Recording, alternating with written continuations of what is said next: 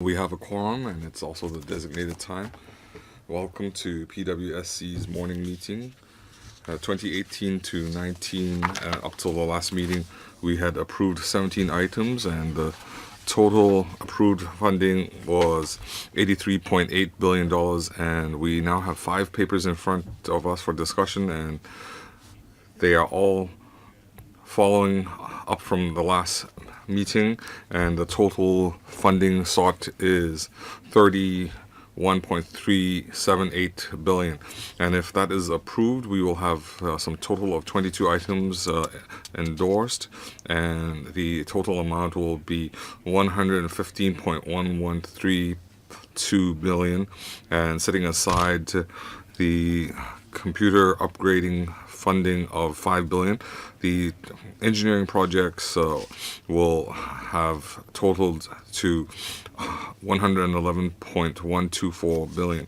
So I remind everybody that if you have any direct or indirect security interests, you need to disclose according to ROP 83A. And I also want to remind you of Rule 84 regarding voting on items if you have direct or indirect pecuniary interest. So our item 175DF is about public safety fire services relocation of supporting operational facilities at Tsim Fire Station, and also Head 707 New Towns and Urban Area Development. New Towns and Urban Area Development. The paper is PWSC 2018-1946. So the paper invites the Finance Committee to upgrade part of 754CL and 760L to Category A at the estimated cost of $981.2 million and $380 million and $17,472.3 million in money of day prices. So on the 11th of June 2018 and 21st of April 2017 and 11th of May 2018, they had consulted the Monitoring of West Kowloon Development Area Committee, and the committee members do not object to the funding application being forwarded to our PWSC committee for consideration, and the information has been tabled in front of you. So we have in attendance government officials, and they are for item 175BL, 754CL, and 763L. You have their attendance information, and I won't be reading it out. So we now welcome members' questions. Mr. Kokake, 4 minutes. Chairman, I want to follow up on 754CL, the West Kowloon Cultural District area, the basement. Chairman, we see that West Kowloon, essentially, the comprehensive basement, to put it bluntly, it is very extravagant, and it is going over budget. We see tens of billions of funding in the PWSC for discussion, but the government has never expended any effort to limit the works. We recall at the time Mr. Henry Tang had sought approval for $21.6 billion, and the government has been deceiving us all the time, and it's very dissatisfactory. It's very hard to have a discussion with the government, because if the government loses the public's trust, starting from $21.6 billion, and we now don't know how much it will finally, what the final bill is, and this is very concerning. So the government should apologize to the public. How did they deceive the public in the beginning? They should apologize for that. And this super extravagant basement, what has the government done to ensure that LegCo won't become an ATM, and we should not be approving these types of projects? How can they prevent that? Well, you need to apologize first. So Ms. Kitchen can speak first. Now, in 2008, there was a funding set aside for 21.6 billion. The funding purpose was for something else. It was for basic infrastructure, because underneath the West Kowloon we would be building tunnels and other transport infrastructure. So it is capital works infrastructure work, and so that is different from West Kowloon works. So the basement, when it first applied for funding in 2014, the estimate was, if the basement could be completed by 2020, the estimate was roughly 23 billion, and now it adds up to 23.6 billion. So the cost is more or less the same, because the works had been handed over late, and it has been postponed for some 5 years, and the overall cost only went up by 2.3%, amounting to 23.6 billion. So first of all, the funding is different from the initial application of 21.6 billion, and when we first notified LegCo, the final cost now is similar. Well, we don't need to, there's no trust in the government anymore in the future, because the government won't tell us what the final cost is, because when you first sought funding, it didn't include this, include that. And if the government uses this logic, there's no room for discussion.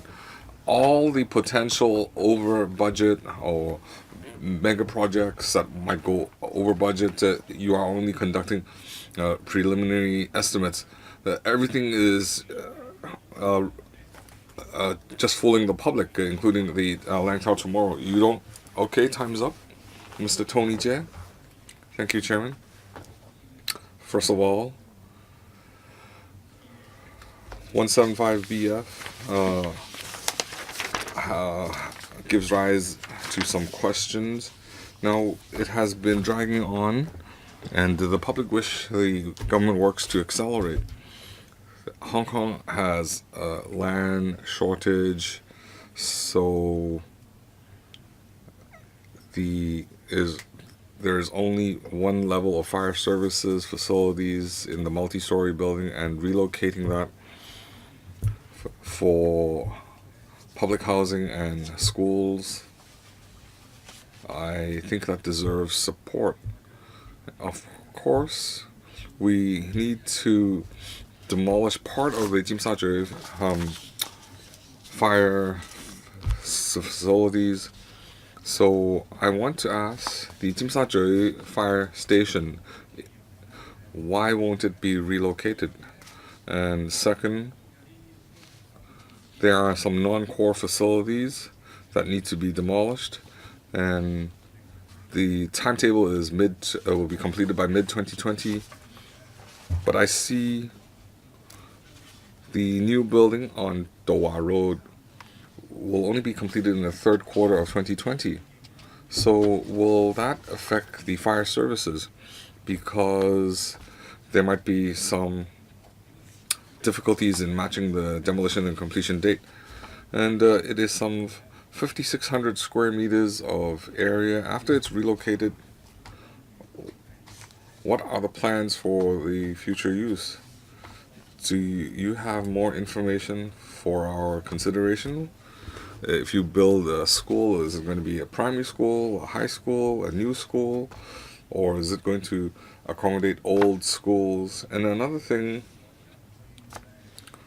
after relocating to Dowa Road, why doesn't the government use underground space? You can build a basement, I think.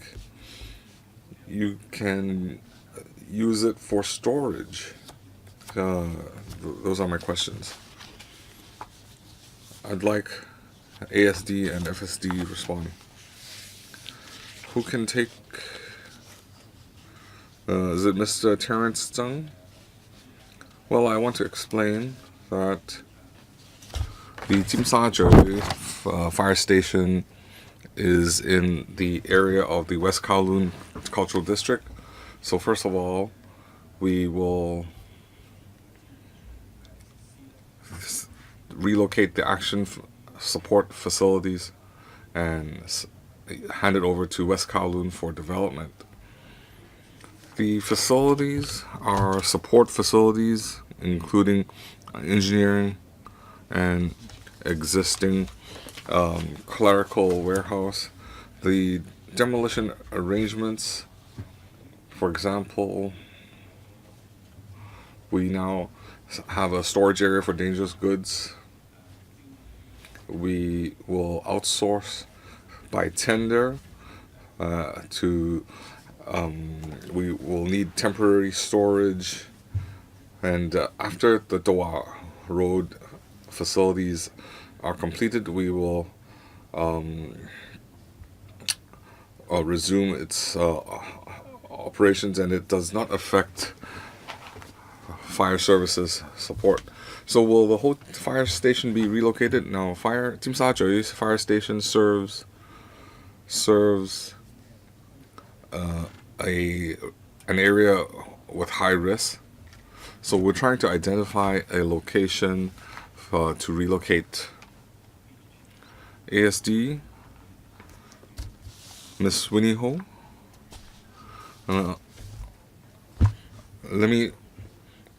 The Doha Road facilities is already using the maximum planning ratio and plot ratio.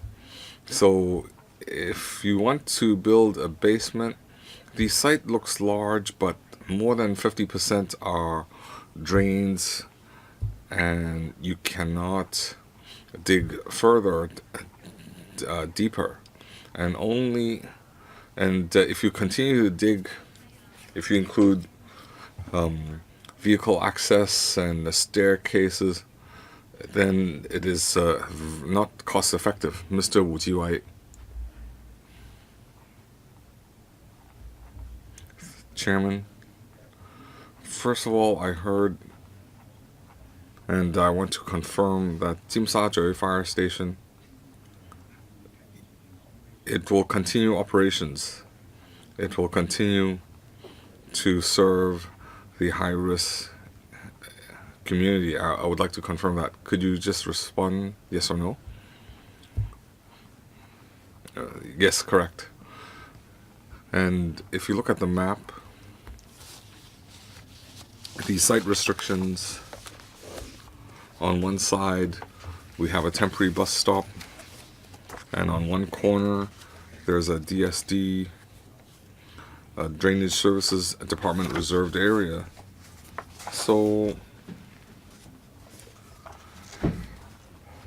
where do we have the leisure to reserve land for future use?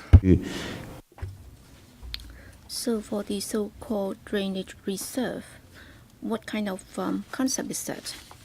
Is it that they're going to have some major drainage facilities to be built, and that's why they have to have this drainage reserve? And if that is the case, then in this project, given that consideration, can you also deal with certain foundation arrangements? Because after all, you're building drainage facilities, and therefore you don't have to have superstructure. So what's the idea? So can you give us the details, because we're talking about very precious land resources. We hope that we can make the best use of such land resources. Deputy Director, thank you. Concerning the drainage facilities, actually we are talking about some 41 meters wide. In fact, those facilities are already there. We have 5 drainage facilities or drainage pipes, and also 1 sewer. In fact, they are quite large. For the sewer, the diameter is alright, they've been completed already. It's not temporary arrangements, so they've been built already. Given that situation, I'm sure you must have had some idea as to what is going to be used for. There is no reason why you should have this reserve without using the facilities. Well, for the pipes and also the sewers, well, there is a water pipe that has been in use. They are all underground facilities. That's why we have to reserve it. That's why when you look at the site, what I'm asking is that, all right, they are already permanent structures that have been built. So what's going to happen to the ground? Even if it's turned into a park or pet park, it's okay. So why is it that you're leaving it idle? Well, the superstructure is going to be a car park and also the club for the FSD. Basically, they have 8 parking spaces. So for the non-building area, there will be arrangements, there will be developments. Yes, correct. All right. So what about the temporary bus terminus? Deputy Director, well, as far as we are aware, the Transport Department is looking at turning the adjacent temporary bus terminus into a car park at grade. Well, it's going to be a park at grade, and then for the underground, it's going to be turned into a car park. Well, when will that be done? Well, the Transport Department is looking into this. Well, Chairman, I'd like to point out that well, when they asked for land in the community, they put up anything that they can wherever there is space. But then apparently when you ask them as to when they're going to provide the certain facilities, they have no idea. So when you reserve land for certain purposes, you can do whatever you want. But then when the public want to use certain land that has been left idle, you just ask us to wait. I think that attitude is not acceptable. Okay, Ma Fong Kwok, 4 minutes. Thank you, Chairman. In fact, I think the way the WKCD has been developed, and I've been a member for over 10 years, I fully understand the process. Well, of course, by now, there are certain facilities that have to be relocated, and there is a need for us to build the integrated basement. I don't think there is any alternative. But then I just didn't understand that at the time when the authority was set up, when there was nothing at all on the ground. And of course, Mrs. Cherry Link, her predecessor, came to this council to tell us that $21.6 billion would be enough. And well, that undertaking was given time and again. And as a member of the board of the authority, I've repeatedly said that the situation could be improved. For example, well, you can also change or modify the design by Norman Foster so that you can escalate the basement by half level, and you can then elevate the at grade or the ground level by half a level, and then you can immediately refill it, and that would cost a lot less. And you can also increase the plot ratio so that you can make better use of the space, and there can also be more cultural facilities and also comparable facilities. Regrettably, these suggestions have not been accepted by the administration. So you're talking about a relatively complicated design. Inevitably, costs will go up, including construction costs. They have escalated, but then at the same time, the revenue from the commercial premises can also go up if you had adopted our suggestion. But then if you look at the current design, there is no way that you can change it. And for the relocation costs, you're talking about some $980 million, and I believe that that is a reasonable figure. For the PIW, the public infrastructure works, I hope that the administration will try to adopt an approach that would save cost as far as possible. And if that is the case, then I'm prepared to accept it and support it. And I think there should be no further delay to the project. For example, earlier on, because of the express railway, there had been serious delays, and as a result of that, cost has also gone up, and that's something that cannot be avoided. That's why I like to state my stance here. Well, concerning the constituency that I'm representing, they hope that the site can be completed as soon as possible so that they can use the facilities. And as a lawmaker, of course, I hope that the administration, in using public funds, would make sure that they are used at the right place. So it's not just about the WKCDA or the administration. I hope that they would all be adopting the same approach. All right, Mrs. Carrie Lam, when she was the former Secretary for Administration, well, Chief Secretary for Administration, she came to this council to say that there would be no extravagant construction, and they would not be lowering the standard for construction and so on and so forth. I hope that the authority and the administration will insist on that spirit, and at the time, the CS4A also fully agree with this, and in a statement she also made it clear that they would be insisting on that principle. And I'd like to state once again that I support this project, and I hope that it can be completed as soon as possible. All right, any brief response from you, Permanent Secretary? Thank you, Chairman. Thank you, Mr. Ma, for your understanding of the development process of the WKCD.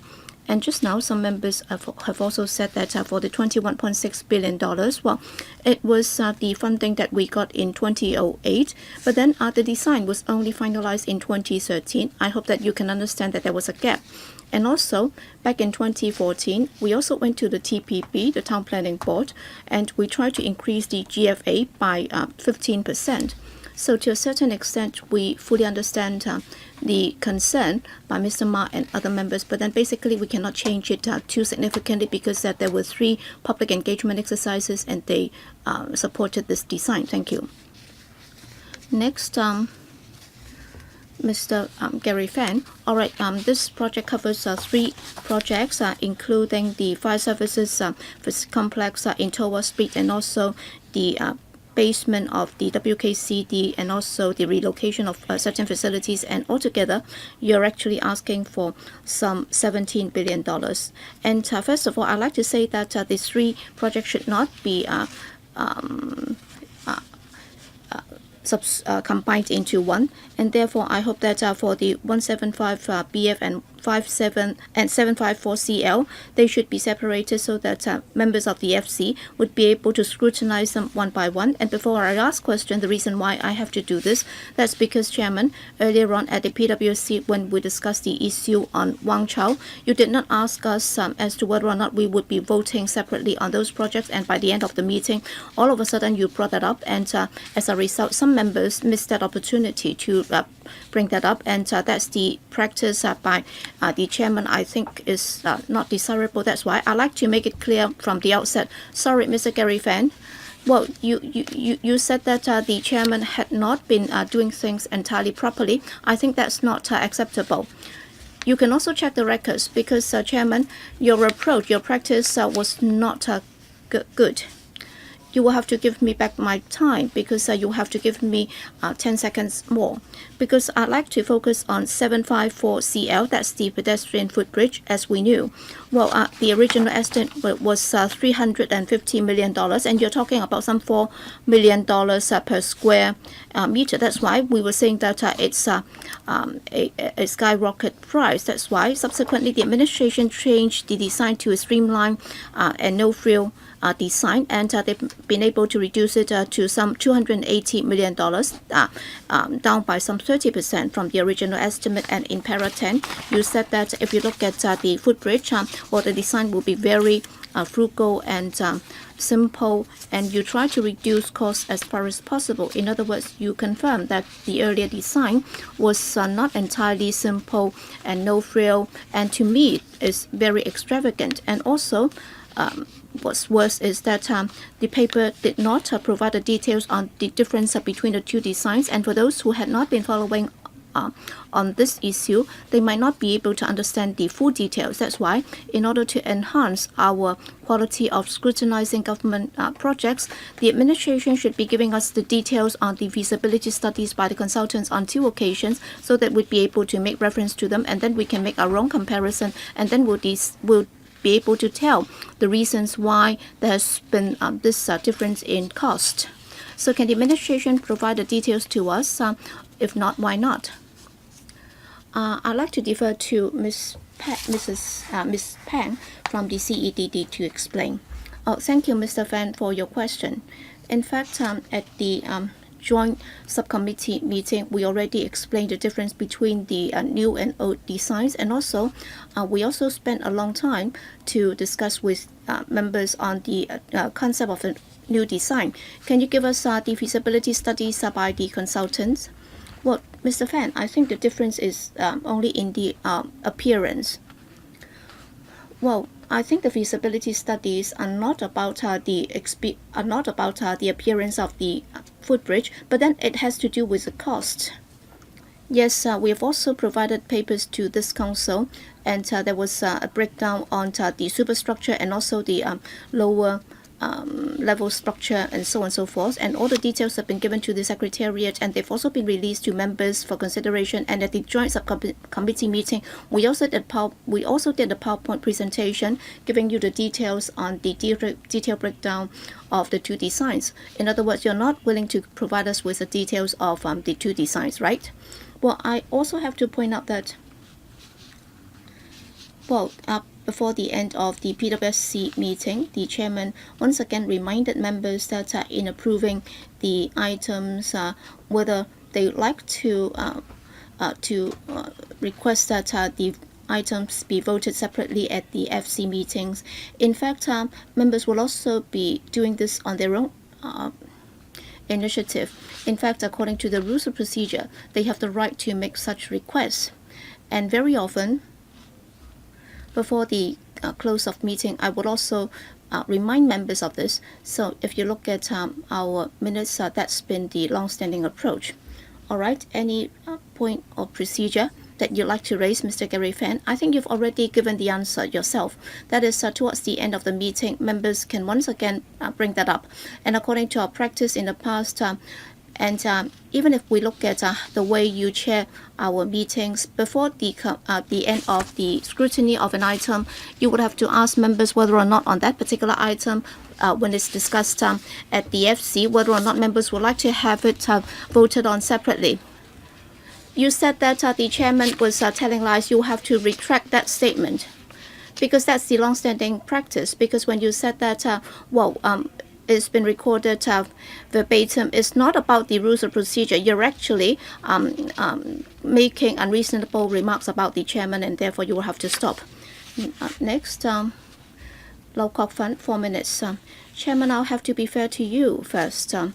When we participate in the meetings of the PWSC, we can see that every time before the end of meeting, you would ask us whether or not the matters should be voted separately at the FC meeting. That's why the remarks against you were not fair. That's why I have to be fair to you. All right, coming back to this item. I think by this stage, we all think that the integrated basement would be costing a lot. But then I think it's an inevitable choice, because we've already chosen the design of a city park. That's why you will have to build this integrated basement so that there will be more space available at grade, and then that can be used for arts and cultural purposes. But then I understand that many things have happened in the interim, and as a result, we have had this situation. And what I'd like to know is that for the funding for the integrated basement, is that the last occasion that you're seeking funding, and after getting funding for that, we'll be able to resolve all the problems relating to the basement, and then we can focus on the superstructure. Because as we can see now, for the Tsui Center, after you've entered it, we've already seen the shape, the M plus are coming into shape. So up till this point, you should be going full steam ahead, such that West Kowloon can meet our expectations. So is this our last payment installment? Miss Alice Pang, in the past we said we've received funding for Area 3A, 3B, and funding is now applied for Area 2, and that can help us proceed with our works. Now, if we need infrastructure, such as the pier, that does not belong to the basement. We're still doing a study, and if we have further infrastructure needs, we will make a separate application in the future. Actually, Mr. Lau is correct. We do need to build this basement because of a garden in the city concept. But if you look at the GFA, more than 43% is for cultural leisure activities. Now, even so, we have relocated the transport infrastructure underground. So more than 20% of land now at the surface level is for leisure, cultural leisure facilities. And even if we exclude the public open space, it takes up some 27% of the construction site. So if we didn't relocate all the roads underground, the public wouldn't be able to enjoy so many public facilities. So when you scrutinize this application, you need to consider the benefit or the enhanced lifestyle to the public. Well, after the explanation, I support the item. First of all, this is the result of many rounds of public engagement, and in Shanghai we've seen the West Bund. It's also used for cultural leisure activities, and they also cooperate with West Kowloon. They also have basements. They have, in fact, 3 base levels of basement. Hong Kong, well, time's up, but I support the funding. Mr. Tan Ji-chun. Well, Chairman, I want to respond to Mr. Gary Fan's question. He pointed out that sometimes you will ask us whether we want a separate voting, and sometimes you only ask at the very end. Now, his expectation is to ask for every item. So, Chairman, why don't we... Oh, I'm not saying you are committing errors and I can sue you, but shouldn't we remind each other that we should ask for separate voting after each item? That recommendation, I will consider that. And you've pointed out we've done both methods, and you can put forward your opinion. But I don't agree that the insulting comment, the chairman is being sneaky and is being underhanded. So, Chairman, this method is not ideal, as Mr. Gary Fan pointed out, because we have 3 items. We have relocation of fire service, 900 million. The bridge is 300 million, 400 million. The basement is close to 17.5 billion. So, but the irony is simple items have detailed explanations, but for the complex project we have very minimal information. Now, even though I'm a member of the committee, you need to see that West Kowloon is a gargantuan project. You have to understand there are many complexities, and we cannot easily answer questions arising from it. And on the last occasion, Mr. Henry Tang said that you need to approve funding as soon as possible if you want us to proceed quickly. So if you look at the paper, the 17,472.3 million project, it will only be completed by 2027, and it will be completed in phases. And if you look at the figures, the last payment will be in 2023.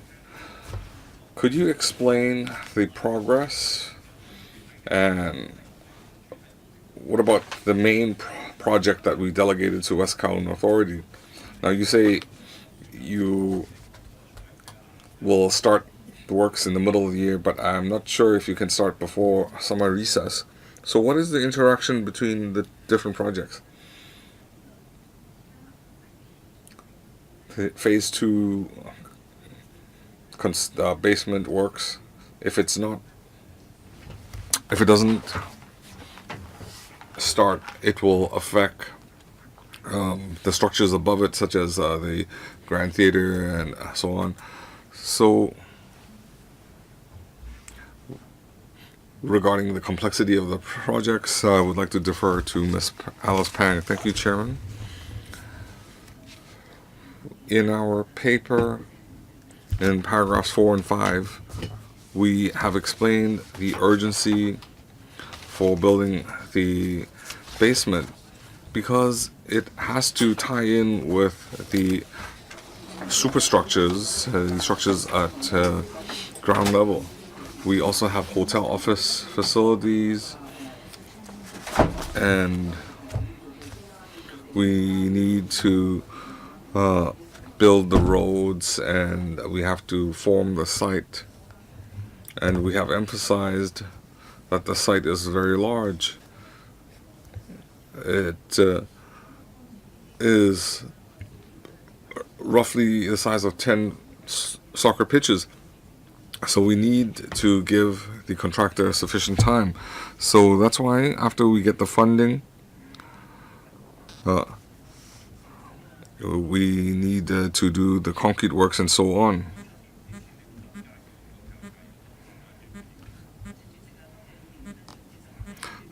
In paragraph 5, we can complete Area A, and in 2025, the underground parking can be available, and West Kowloon Authority also has some facilities above it. So in Area 2A, we would like to provide a basement, and they can proceed with their works. Now, we will also be doing works in Area 2B and 2C. So we will be doing excavating works and piling. So we will be able to complete the works in phases. Ms. Helena Wong? I want to ask, we have asked that in the panel before, the fire services will be relocated to Dowa Road, and they have a dangerous goods storage warehouse, but it is right opposite residential area. Now, could you clarify how much dangerous goods will you be storing, and what is the risk assessment?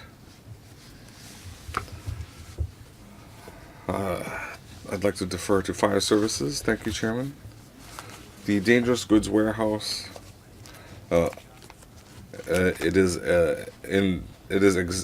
currently at the fire station, and when it's relocated to Dowa Road, it will be some 230 square meters. And the purpose, when the fire services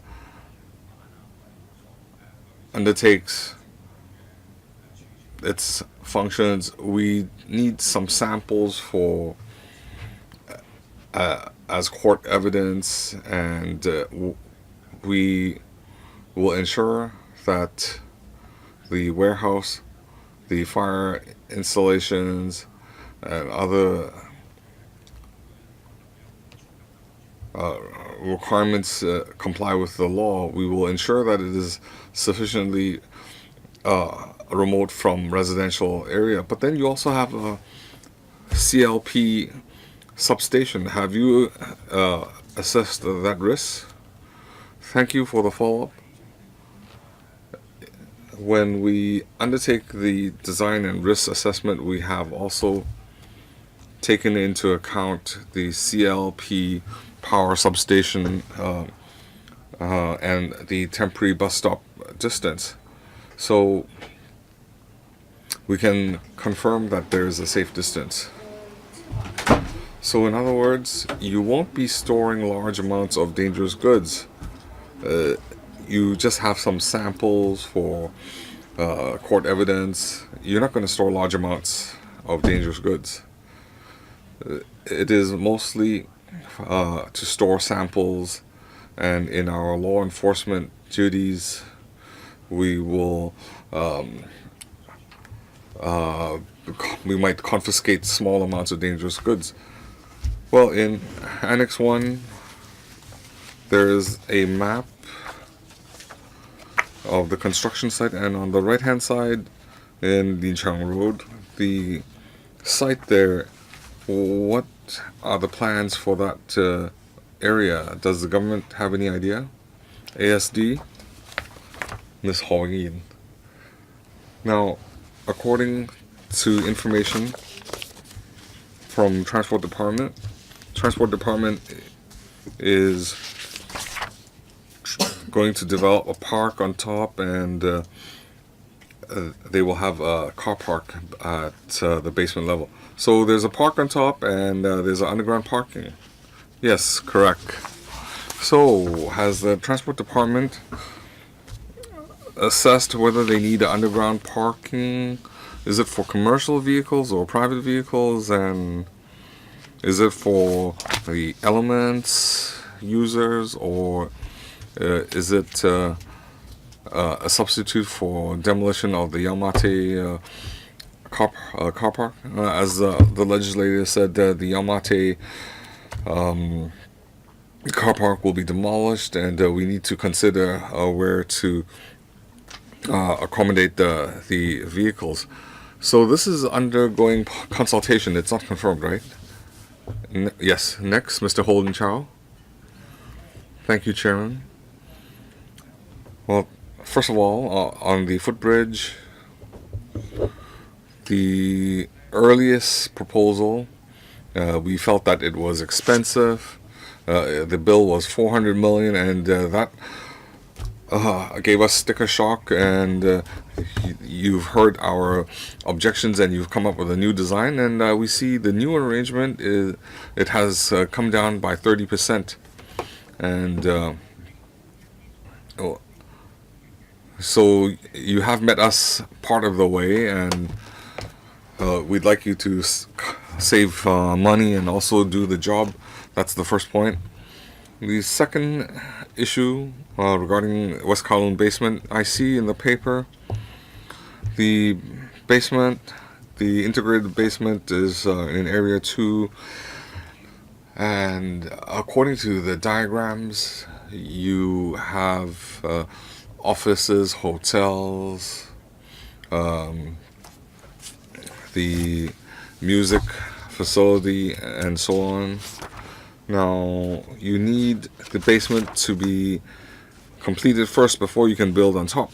So, referring to your timetable, it seems that Area 2 will be completed in 2025, 2027. So, I want to ask this, the music facility, the hotel offices, these works, do we have to wait till 2025, 27 when the integrated basement is completed before you can start the work, or can you do the engineering stuff concurrently? You mentioned leisure facilities being very important, and as your paper says, whether it's a hotel and office, that can generate income stream. So we would like to see income. We'd like to see income generated as soon as possible. So could you give us a timetable? Ms. Alice Pang and Mr. Stowe from West Kowloon can explain the arrangements. Ms. Pang? Thank you, Chairman. Thank you, Mr. Holden Chow. So aside from monitoring the West Kowloon Authority, we also have cooperation with them. So when we do the architectural diagrams, we try to align the above ground works with the basement. So we submitted the plan to the Buildings Department for approval. That's on the basis of certain plans of the superstructure. In other words, the authority can start to design the superstructure building. In fact, we are actually adopting a two-pronged approach with them. In particular, for Zone 2A, we believe that if you're able to do it faster, for example, after completing the foundation and also completing the road, because that's very important to applying for the occupation permit, or else they'll have difficulty applying or getting the occupational permit. That's why, under the entrustment agreement, we hope that both sides can work on the same site so that both projects can go hand in hand in order to expedite the process. Okay, Mr. Stowe. Jeremy? In the Zone 2 area, when it comes to the core art and cultural facilities, I mean, there's 4 main venues, the music centre, which is like a concert hall, the Great Theatre, the Musical Theatre, and a medium theatre as well. I mean, we can always start the design work to some of these. I think the priority for us is the music centre or the concert hall, which is just east or adjacent to the Lyric Theatre. But obviously, we haven't got the funding for these future facilities yet. And bringing on stream the HOR or the offices, etc., will be a priority for us. So in building the Zone 2 basement, yes, we would like to push ahead with the HOR in that area that can generate the revenue in order for us to build more of the core art and cultural facilities. Oh. 下一位啦， All right, next, KK Kwok, 3 minutes, second round. Chairman, just now, Mr. Ma Fong Kwok already told us what had happened in the past. So the authority did not even listen to its own members' views, whether or not they were able to save costs for the project. So they've turned a deaf ear to all these suggestions. So I'd like to know what the administration has done to ensure that the integrated basement's cost can be lowered as far as possible. You're talking about $23 billion. Well, to build the Lantau hospital is only cost some $24.8 billion. So it's enough for building 5 Tin Shui Wai hospital already. So for the general public, well, we have difficulty getting a bed in hospital, and yet the administration is asking for tens of billions of dollars for the WKCD development. You talk about the theatre and also the Tsui Centre is a laughing stock because for the whole month there's been no booking at all. So it's a garbage structure and construction. So have you done anything to ensure that for the $23 billion cost you can lower it? Can you give us a paper to show us how you have managed to lower the cost? First, I'll give a brief reply and then I'll ask other colleagues to supplement. Just now, Mr. Ma Fong Kwok made certain remarks, and he said that back in 2014, the plot ratio was already increased. And also for the Tsui Centre for that month without booking. In fact, we deliberately did that because after the opening, we'd like to give it a month so that certain improvements can be made during that 1 month period. So that's been designed in at the very beginning. And for the rest, I'll defer to Ms. Pang. Okay, Ms. Pang. Thank you, Chairman. Thank you, Dr. Kwok, for your questions. In fact, what Mr. Ma was saying for the basement, whether or not for the excavation, can we reduce the amount of soil being dug up? In fact, we have seen from Zone 3A, we have actually escalated the level so that we'd be able to dig up less soil. But then because of the development blueprint, there would be different structures. And also there was this height restriction problem. And as the ASD just said, we'd like to make better use of the site as far as possible, and we would also like to reduce excavation. In fact, in Zone 2, well, for in the proposed excavation works, we have also got this B2M level. In fact, that shows that we are trying to make better use of the space in between 2 levels. If there is space for parking and also for the carriageway, then we can have the mezzanine level in order to make better use of the space. Because if you look at the headroom, as far as possible, we have already tried our best to minimize the excavation works. That's why we've been able to save cost. How much have you been able to save? Director, can you tell us? Because I was asking for a paper. So to what extent have you been able to save the cost? Ms. Pang. Thank you, Chairman. Thank you, Mr. Kwok. In fact, we have considered a basket of factors before coming up with this design. So we would not be making a comparison and then we'd say that, well, we are not going to use this design and yet we've been able to save that much by adopting another design because we've already tried our best to reduce excavation and also reduce cost. In our design, we tried our level best to ensure that we'd be able to come up with a cost-effective design. Thank you. So can you supplement with a paper? Because in your design, how were you able to save cost? Please do not just tell us that you've been able to save cost. Show us. Okay, so please give us supplementary information. Okay, next, Tony Chair, second time, 3 minutes. Thank you, Chairman. First, on 754 CL, that's phase 1. PIW for WKCD, I'd like to make it clear that both myself and my constituents, with regard to the redesigned Artist Bridge, I have very strong views about this. That's why, Chairman, I hope that 754CL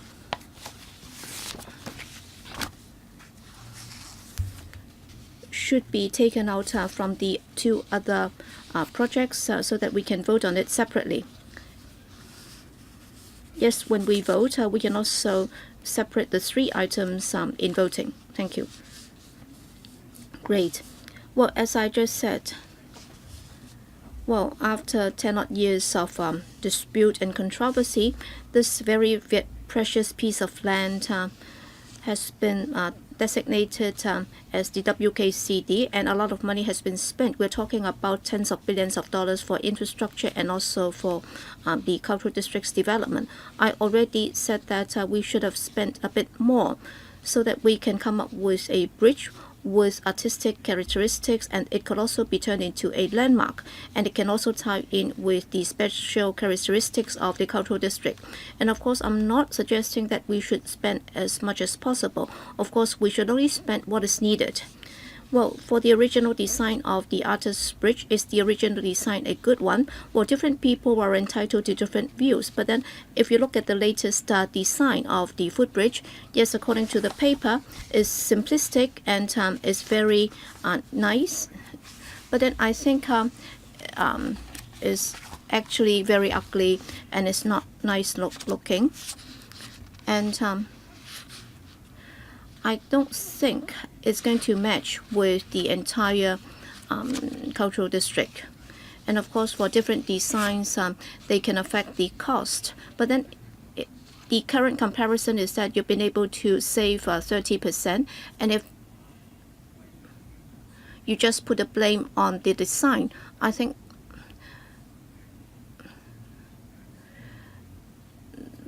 that's not fair to the original architect who designed the original bridge, because if you look at the latest design, is somewhat shorter. And of course, I can understand that the cost would have to do with the overall design, and it's hard to distinguish everything. And if you were to adopt the old design, you might not be able to shorten the length of the bridge. But then you shouldn't say that the cost that has been saved, that's because of the design, and people criticize the original design for being too expensive. I don't think that's fair to the original designer. Well, my time has run out, and so I'll have to wait for the next round. Wu Chi Wai, 3 minutes, second round. Chairman, I still hope that the administration can tell us, well, as to the use of Towa Road, how is it going to be used? Because as we know, given that is a temporary bus terminus, definitely you will have to relocate it somehow, sometime. It cannot be a bus terminus forever. And we have seen that time and again. Originally, you had some desirable arrangement. For example, if you had known that the bus terminus would be reprovisioned sometime, then you can make use of the adjacent site so that it can be turned into a temporary bus terminus instead of having everything just placed on street. But then the administration apparently has adopted this ad hoc approach. So you just do it as it goes, and you've never really given very careful thought on the long-term use of the site. So you talk about the Transport Department's plan, but then when is it going to be implemented? So can you tell us more about this? Because the reason why I'm asking, that's because it has to do with this site, because it's an adjacent site. Whatever you say, on this site, you're having this brand new fire services department complex, and then next to it, what about the surrounding environment? What is going to happen to it? Is it going to be very dusty and so on? And that would also affect colleagues who will be working here. So once again, I'd like to know, can you give us a better idea as to the planning process? Why is it not possible for you to take a comprehensive consideration? Permanent Secretary, any response? I'll defer to the Deputy Director of the ASD. Okay, Ms. Ho. Well, as I explained earlier, the Transport Department will extend it and turn it into a temporary car park, and they've adopted this single-site multi-use approach so that it can be turned into a sitting-out area, and then underground it can be turned into a car park. But then can you give us a better idea so that it can be integrated into the entire project instead of having this temporary bus terminus, and because of the works and then it has to be relocated and turned into an on-street bus parking, and that will also cause problems to the road traffic. Well, I understand that the Transport Department is doing consultation and also thinking about the future development, and we can pass your views on to the department for consideration. All right, what about the planning process by the government? Apparently, you would not be prepared to adopt a macroscopic approach. That is for whatever is going to be put on a particular site, you will consider it more comprehensively. Why can't you do that? Any further response? Chairman, I don't think I have anything further to add because the site is now in the hands of the Transport Department, and if you have any further comments, we'll pass that on to the Transport Department. I find that very disappointing because day in, day out, you've been telling us that we are short of land, and on the other hand, such land resources have not been planned comprehensively. You're not willing to do that. All right, time's up. Next, Ma Fong Kwok. Second time, 3 minutes. Thank you, Chairman. First thing that I'd like to follow up on, earlier on, some colleagues insulted the chairman. Well, I'm not a good friend with the chairman, but then for such insulting remarks, they are targeted as any member who's sitting or chairing the meeting, and I think that sort of insult should not be tolerated. You've already indicated that you'd like him to withdraw that remarks, and he did not do so, and I think that's not appropriate. We will have to defend the dignity of the chairman. That's what we need to do. That's the first thing. And earlier on, I already said that I hope that the authority would consider increasing the plot ratio by 15%, and I said that it should be 2.5 or above, and you've been able to increase it to 1.99. That's up from 1.81. Still, I think you have not been able to make very good use of the land. Well, as a board member or as a lawmaker, well, they may not necessarily have to take on board my views, but then so long as they are prepared to listen, it's okay. I respect the board and also the final decision of this council. Now, what I'd like to say is about 754 CL. That's about the $17.4 billion for the WKCDA. Well, I don't want to comment on the details, but then the principle is that, well, today we have been talking about the footbridge, and I do have very strong views about this because at the board, when we discussed that, in fact, the management put forward two suggestions or two proposals. One would look nicer, and the other, of course, would be less desirable. But then when it comes to cost, the management said that the cost would be more or less the same. But then by the time when they came to this council for discussion at the joint subcommittee meeting, there was a big discrepancy. That's why I had very strong views about this. I think the main reason was that, well, this is a piece of entrustment works by the administration. So the authority would have to implement that project on behalf of the administration. And if you look at the project 754 CL, you're talking about $17.4 billion. Well, initially, that's the 40 times of the initial design of the footbridge, and that's not desirable. So this is a large project, and the government is delegating it to West Kowloon Authority. So I will raise the point once again, because on the last occasion, the government has the responsibility, and the West Kowloon Authority also has a responsibility, and they have not been able to explain to the public very clearly why the price is reasonable. So on this occasion, similarly, this large project handed to the West Kowloon Authority, I'd like the government to answer how are they going to ensure that the money is going to be well spent. Secretary, no, we had discussed different options with the West Kowloon Authority, but the costing will be done by the relevant government departments. So regarding cost control and monitoring, I'll have Ms. Pang say a few words. Thank you, Mr. Ma, for your question. CEDD, why do we delegate to West Kowloon Authority? As we said just now, we can accelerate the works and we can have concurrent works on the integrated basement and the ground level works. And in Zone 2, the situation is similar. If we don't have an overlapping of the construction site, if we don't have coordination work, then we wouldn't be delegating to West Kowloon Authority. Does it mean that after delegation that we're not monitoring? No. We will have meetings, and even the design needs our vetting. So the Zone 2 basement, we have submitted that to Housing Department, and they have confirmed it can be built, and the efforts can be coordinated. That's why we conducted this valuation, and in the cost effectiveness, we have some concrete bar bending works, so it's nothing extravagant. So on this occasion, we have basic design, and based on that design, we can do our monitoring work. Mr. Kong Jun Yu. Thank you, Chairman.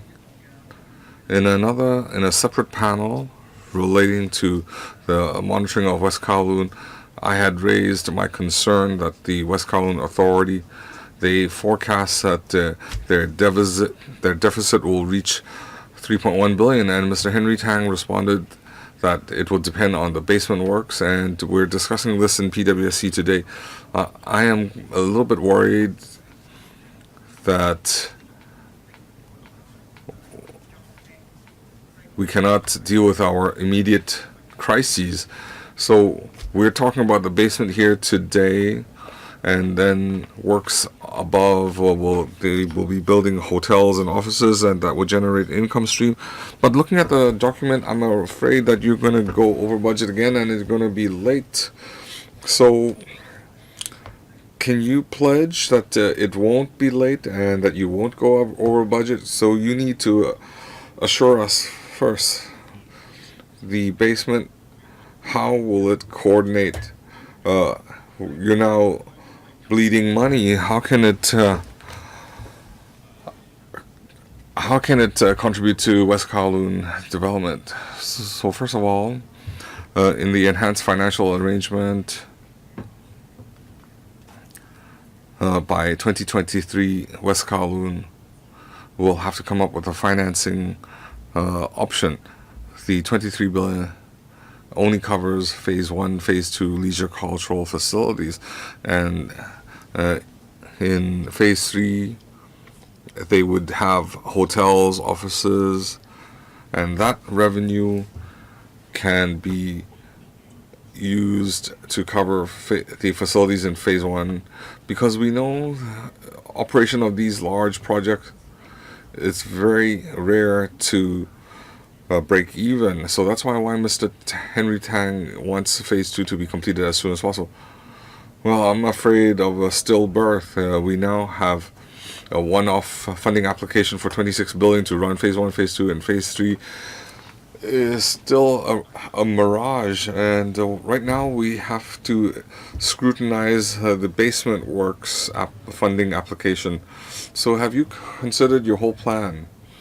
You said there's a financing requirement. So have you anticipated that when will the works be completed, and when will it coordinate with West Kowloon Authority? How can you help them generate revenue stream? Secretary? Well, first of all, we believe in 2008, when we made the funding for 21.6 billion, nobody could foresee the building of the high-speed rail link. So things happened subsequently, and we needed to accommodate these changes, and the estimate was that the integrated basement would be completed by 2020, and now we see it will be completed in phases by 2025 and 27. So the time has been delayed, and if we can approve the funding as soon as possible, we can start the works. and we can help the dates converge sooner, and we also know that construction costs are escalating. Well, Secretary, aren't you concerned that you would be part of the reason for the West Kowloon ending up being stillborn? Well, we are determined to complete the development of West Kowloon because whether it is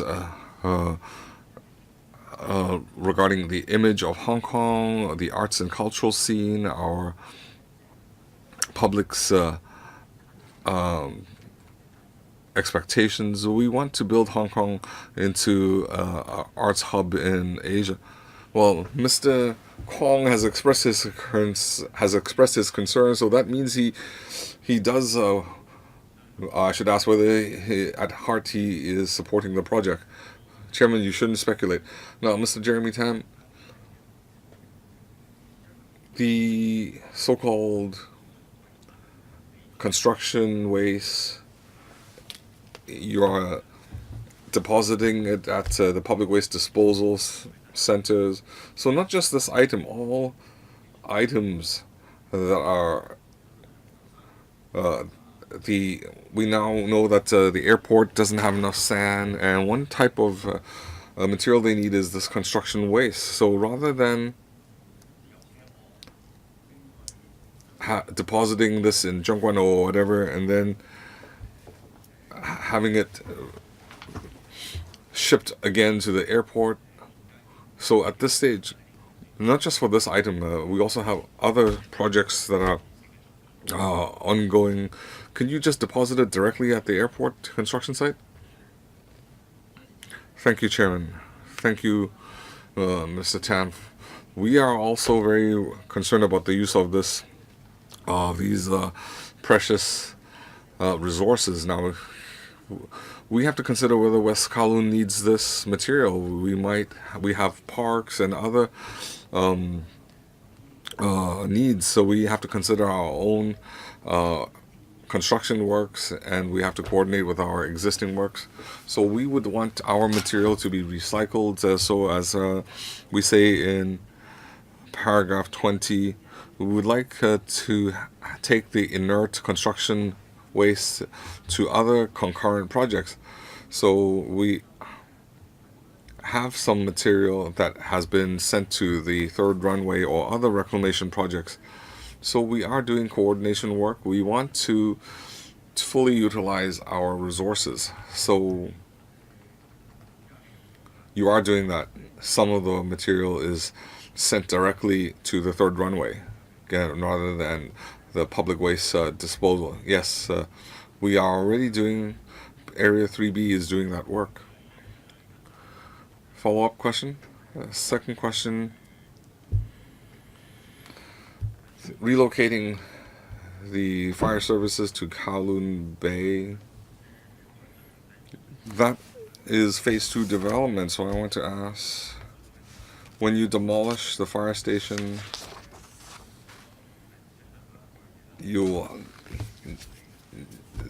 the impact on Kaip Estate, is it severe? Will it be noisy? And the demolition methodology, will it affect the nearby residents?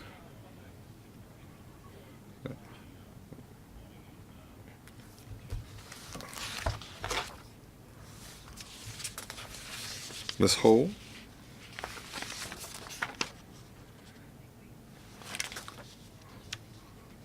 We will take note of the noise generated. We will have new equipment, we'll have noise barriers, the debris, we will take a note of the dust and debris. Now, of course, I know you're going to take note of, but do you have some assessment, the impact on nearby residents? Do you have high impact, medium impact, low impact assessment and so on? Based on EPD requirements will manage the noise levels, and we've already met the requirements. So, are you close to the limit? Do you have a safe buffer? Well, we're below the threshold, but we cannot say we have a large buffer. We're controlling the noise. Mr. Gary Fan, I'm concerned about 754CL pedestrian bridge. Mr. Ma said he needed to defend the chairman's honor, so we should apply the same principle. Mr. James Toh is chairing a meeting on Saturday 8:30. Oh, please return to the topic. Well, I want to ask, the 350 million project, did you submit it to the cost control unit for scrutiny? And the latest version, 280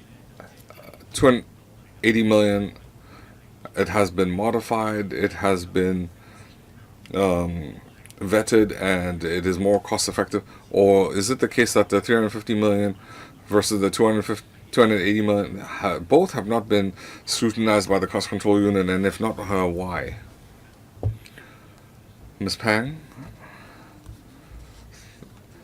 Well, both of our bridge designs have been submitted for the cost control unit's scrutiny.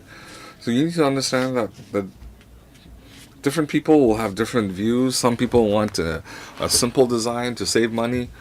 So we have submitted the two designs for cost controls scrutiny, but they are different designs. One is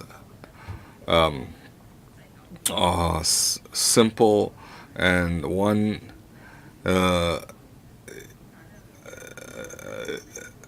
the other one caters to West Kowloon's preference for a more elegant design. Well, in paragraph 3, your estimate, every 30 minutes you can have a foot traffic of 4,600. So this is the allowed capacity and forecast capacity. So has the government assessed how many pedestrians will use the footbridge per day? And this 4,600, this capacity, is it the daily figure? So my question is, if the total usage is low and it does not reach the peak traffic, then we have to consider the cost efficiency of this footbridge. Thank you, Chairman. This is a usage, but the foot traffic will increase as West Kowloon projects come on stream, because it connects Kowloon Station to West Kowloon Cultural District. It's well, have you assessed what the daily usage level is? Do you have a forecast? Do you have those figures? Thank you, Chairman. Thank you for the question. Well, first of all, we emphasize that the footbridge can allow for easy access, and regarding the accessibility,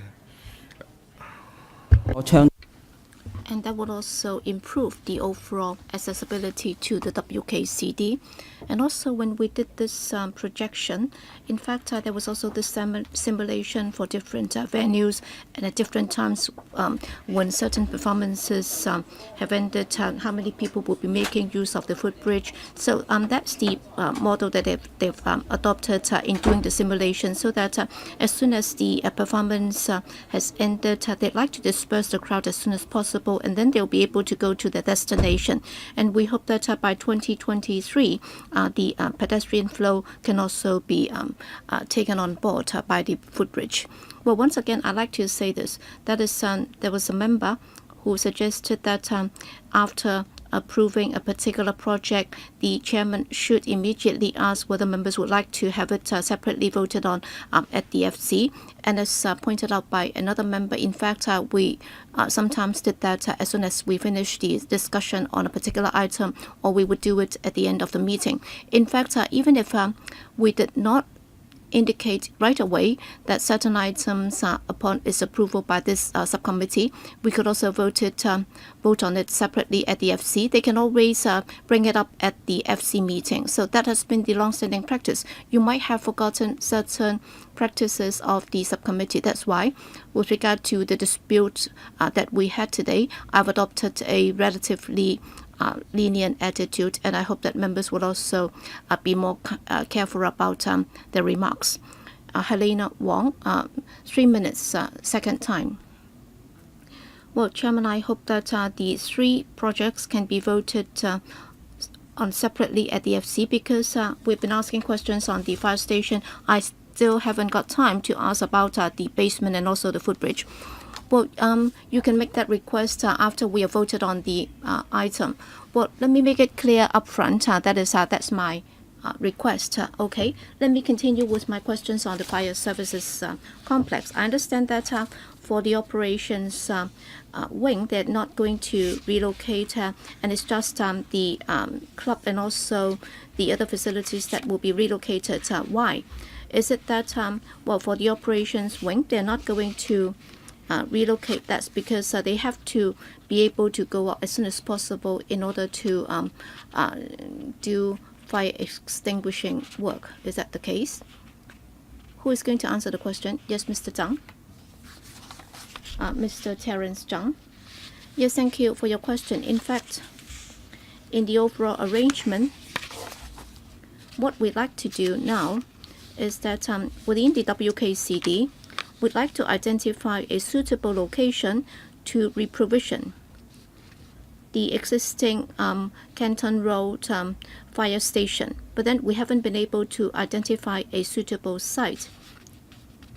Well, for the catchment area that we are serving, including Yau Chi Mong District, and there are different high-risk buildings and densely populated developments.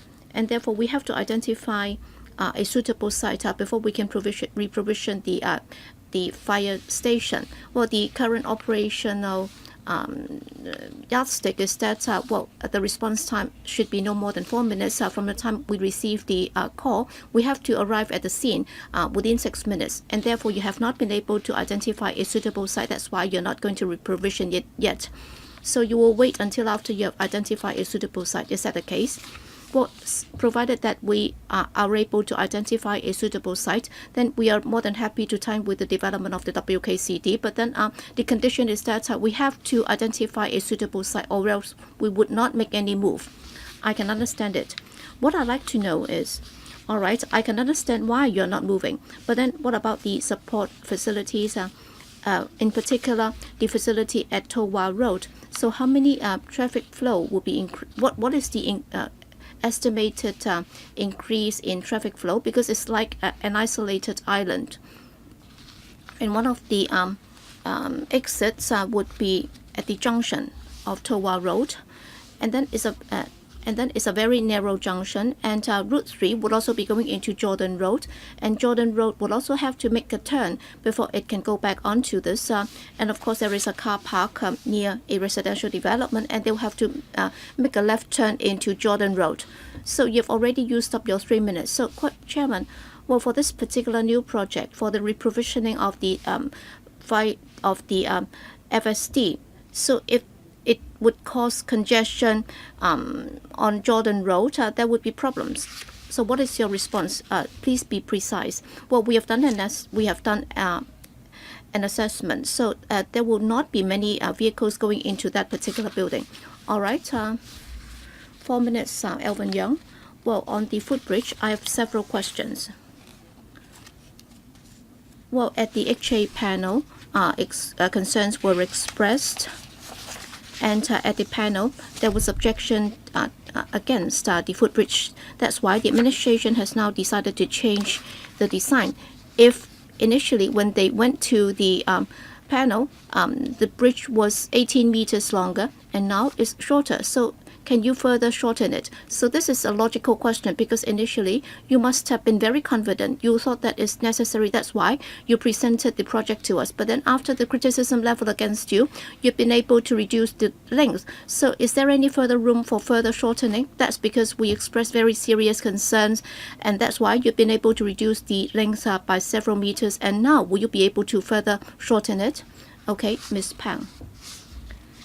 Thank you, Chairman. Thank you for your question. Well, when we did the design, we had to consider how we can save cost so that the design, on the one hand, would be able to meet the design standards, and on the other hand, in terms of the haulage and so on, it would also be good. It's not just about building the footbridge. If it's to be shorter, we also have to make sure that it will be able to span over the existing road on Jordan Road, and also the landing will also have to be near the Artist Square, and therefore after looking into that, we also have to ensure that there will be a staircase and also an escalator that can come down to the landing, and if it's to be further shortened, it's no longer at the Artist Square, it will have to come up further, and therefore after balancing all the factors and also after considering the operation of the footbridge, we have already enhanced the design, and now we have this more simplistic design. Thank you. Alvin Young, a follow-up. Well, Chairman, my question is, if that's the way they have put it, so you're trying to enhance the design by shortening it. So what's the necessity of the footbridge then? Another question is, has the administration got similar projects for us to consider? And of course, I'm not an engineer. I have no expert knowledge on this. So can you tell us whether or not it involves very complicated engineering works, for example, because of the particular design, that's why you have to have this design? Or is it that it's already relatively cheap when compared to similar projects that you have done recently? Ms. Pang, thank you. In fact, in preparing for the construction of this footbridge, in enclosure 3, we have also got a drawing to explain that without this footbridge, in fact, members of the public will not have that easy access to the Artist Square. And also, they will also have to walk further, and there would also not be any cover structure for them to come to our district. So that already shows that they will have to walk a bit longer. And also on different sites, there are different constraints and different considerations. And as far as the WKCD is concerned, we have also got the Airport Express Railway underground. And because of that, in doing the design, we will also have to be more careful. And also because we are building a footbridge, and also the depth of the foundation or the piling works will also be different. And therefore, for different footbridges, there are different considerations, and it's hard to compare one with another. Chairman, can I make this request? Is it excessive? Before the next FC meeting, can the Bureau prepare a list so that for footbridges that you're building recently, you can set out the price and also the actual details, and if there are very different elements, for example, you will have to build 10 more piles, for example, then you can let us know so that we'll know whether or not this particular footbridge is more expensive or less expensive. Can that be done? Chairman, thank you, Mr. Young. We can do it. Okay, so please give us a paper. Okay, Eddie Chu, 4 minutes, first round. Thank you, Chairman. I have questions on two aspects. First, on the relocation of the FSD.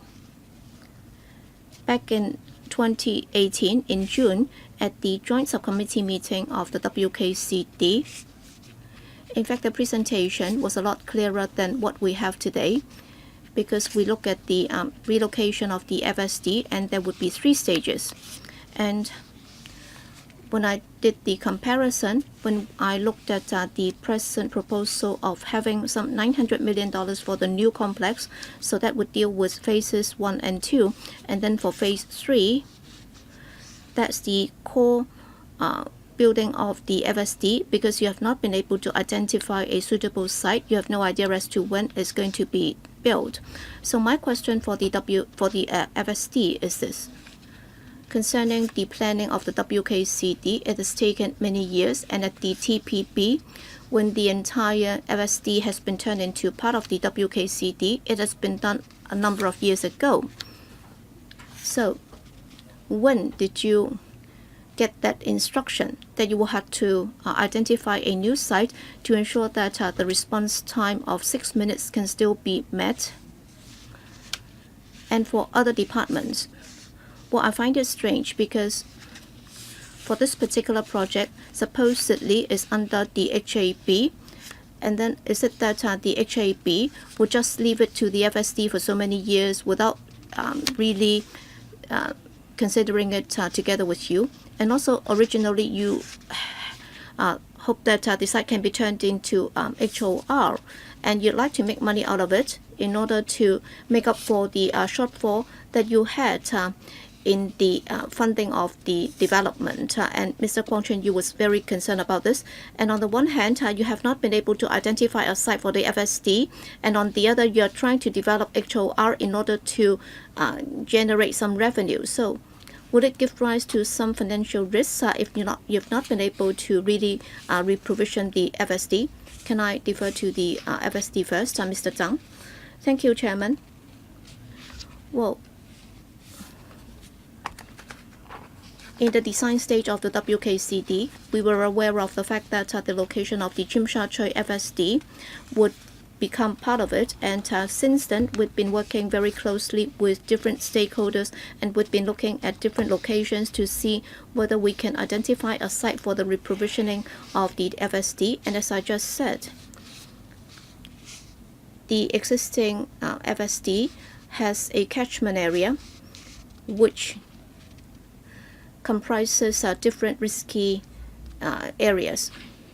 Mr. Zhang, for how many years have you been trying to identify a site? Well, for more than 10 years already. All right, that site will not be very different over the years. So, Mr. Zhang, can you tell us, well, the chance of identifying a suitable site would be rather low? Mr. Zhang, well, let me put it this way. The existing WKCD site might still undergo certain changes, and we are actually looking into it to see if we can find a site that is suitable for the reprovisioning of the Tsim Sha Tsui FSD or fire station. Permanent Secretary, can you supplement? Because Mr. Zhang has not been able to do so, and yet you're trying to sell the site. So if you're not able to do it, then how much money would you be losing? Mrs. Ling. In fact, within the government, we have a well-established mechanism to ensure that the relevant bureaus and departments would be working closely, and we are very grateful to the FSD, because for the purpose of the WKCD development, they are willing to relocate some of their facilities. So we'll be working closely with the FSD, and when necessary, we'll be providing them with policy support. As to the overall financial arrangement of the WKCD, well, Mr. Henry Tang, at the joint subcommittee meeting last time, he already gave you a detailed account as to the overall financial arrangement for the WKCD. Well, you have not been able to answer the question. All right, at the corner, you have not been able to relocate the fire station. Then how much would that cost you?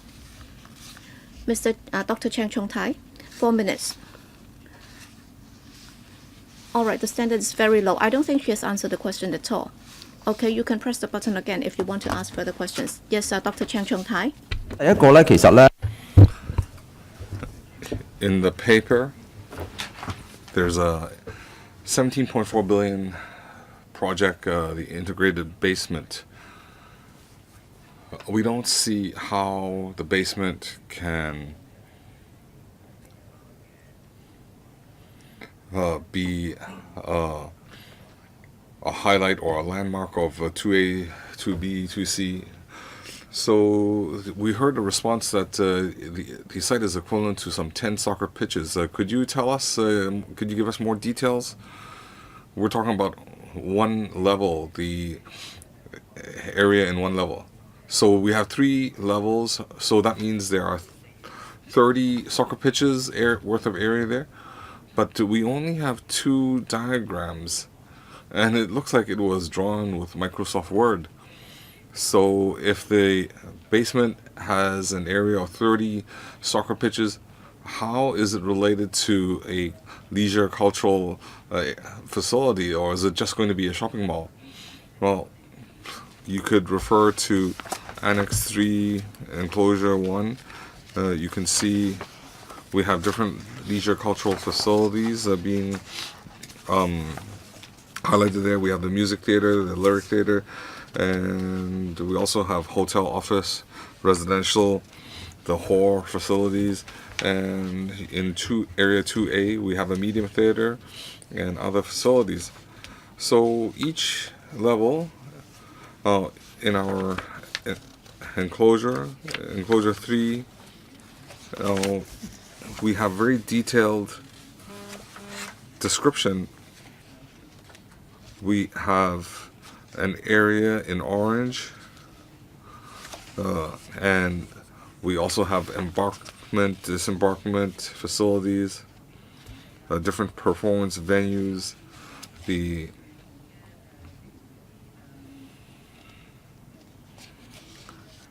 public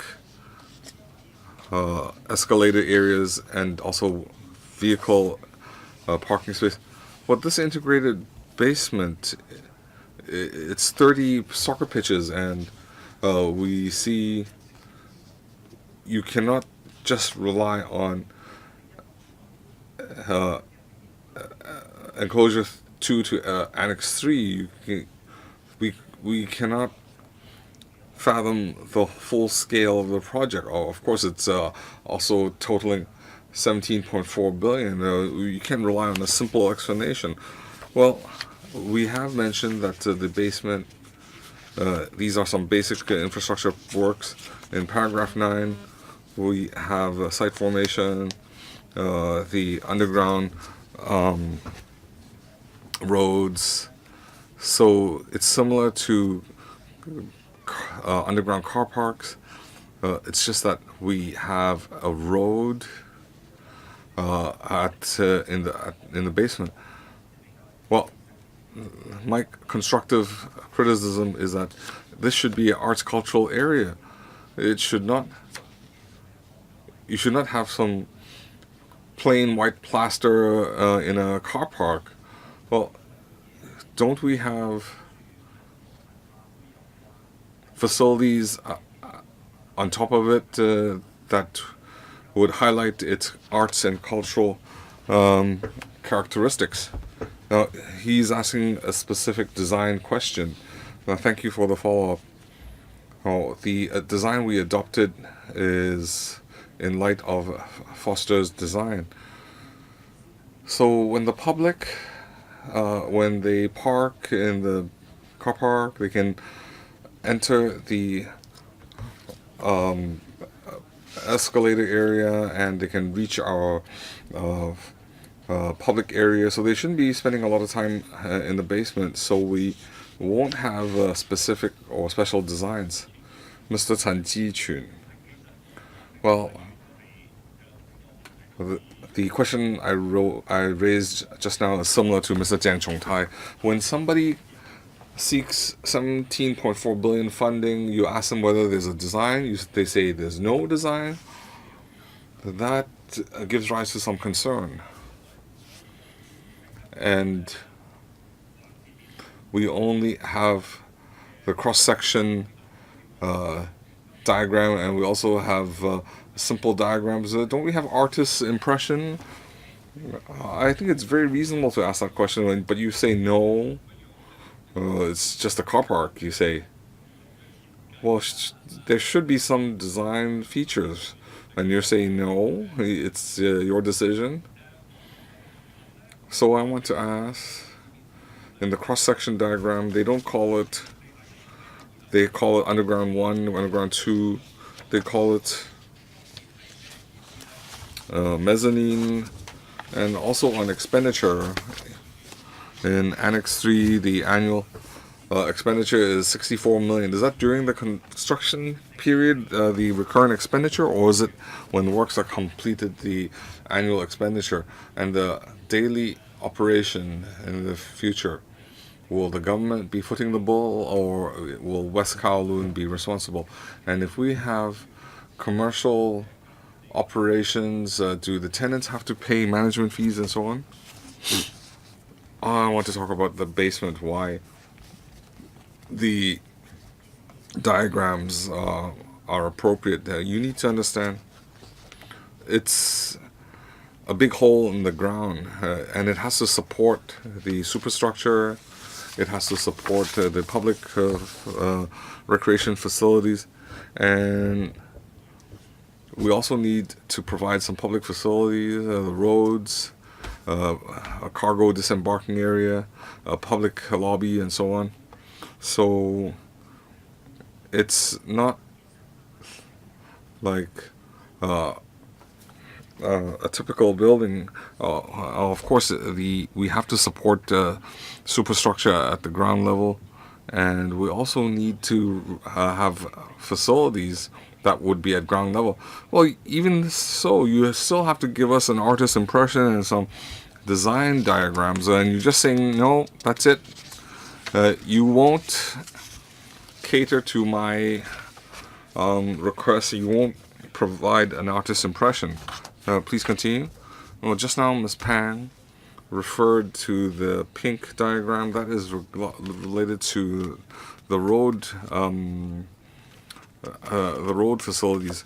Now, the recurrent expenditure of 64 million, Ms. Pang. The 64 million question. Ms. Pang, please answer. Thank you for the question. The 64 million recurrent expenditure, if we build this road and use the basement, this is the future maintenance and repair fees. Mr. Hong Zhen-Yu, to follow up on my previous question, I'm concerned, I'm worried.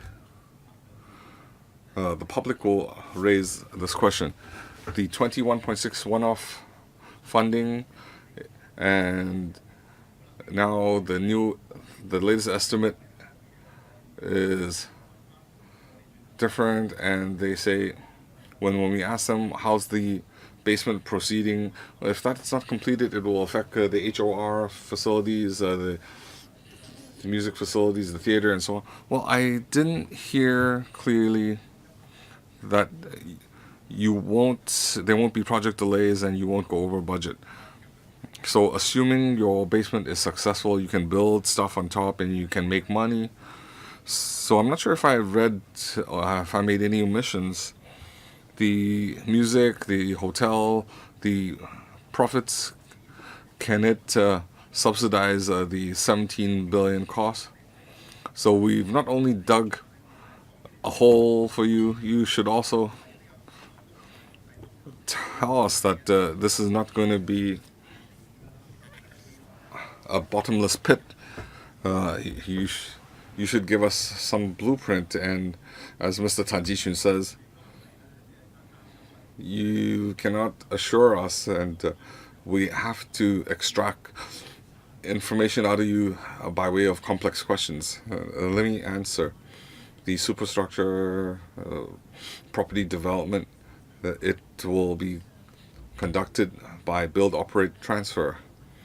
And after the cooperation period, the property will be returned to the government, and the partner will share the profits, and the West Kowloon Authority will use that to run their cultural leisure acts facilities. The cost control on the integrated basement, Ms. Pang can answer. Thank you for the question. Our goal is to not go over budget and not to overrun. So we want to make reference from existing designs of basements. So the biggest problem we run into is soil content. We've already submitted our information, and we will not go over budget and overrun.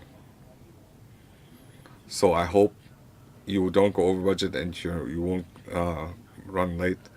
So as you answered on the last occasion you said you couldn't anticipate that there would be a high-speed rail link, and it would be delayed till 2025-27. And the concern now is that West Kowloon is poising to seek more funding. So, can you tell us whether they can handle the financial? I want to repeat that this is a funding application for public infrastructure works. Well, I think the question is, this is a public infrastructure works and involves public money. So even though it's an integrated basement for the West Kowloon district, so could the government consider coordinating the works with the West Kowloon's design purpose? So even if you look at the science park, even no matter how unscientific they are, they do set aside some marine. They have some marine-related designs, but looking at this paper, I don't see.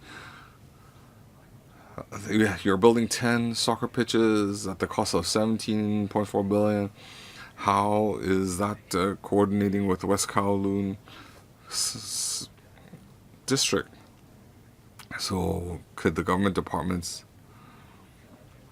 I'm worried that, how should I put it?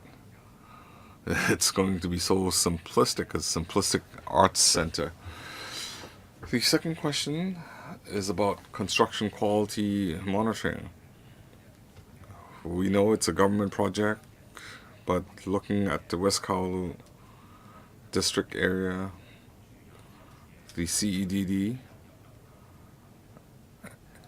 I'm reading from the papers, they say there's a team of 12 responsible for construction supervision, and the funding application indicates that they will have environmental consultants and so on. So what arrangements do you have?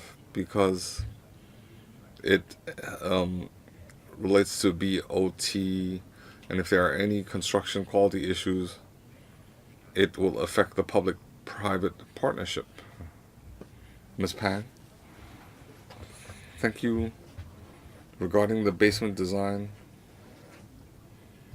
the government, if we have future works to align with the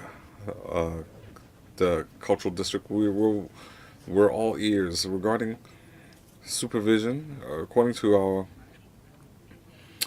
entrustment agreement, we do have some supervision clauses to monitor, and we have a team, as we reported previously. We do have some spot checks, site checks, to ensure that we have quality construction. Of course, we rely on West Kowloon Authority to handle the daily operation, but we also have an inspection role. Mr. Eddie Ju. Thank you, Chairman. Looking at Enclosure 1 in Annex 3,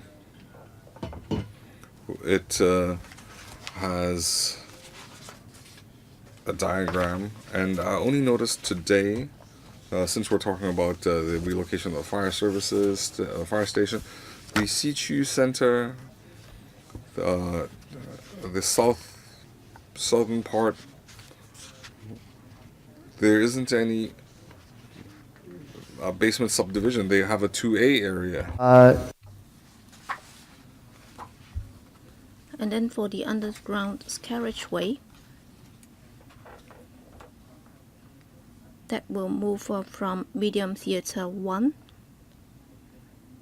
and then passing through the basement or underground of the existing fire station. So is it that there is going to be further works, and yet the administration has not put forth the proposal to us?